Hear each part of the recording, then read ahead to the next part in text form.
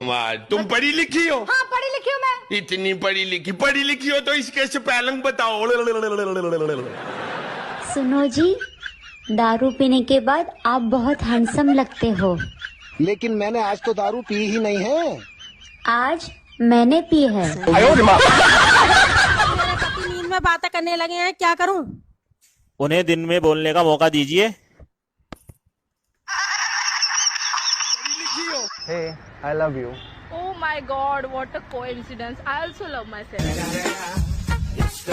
Hey. एक बात बताएं, आपको आप यकीन नहीं करेंगे। कौन सी बात? यकीन नहीं करेंगे तो क्यों बताएं?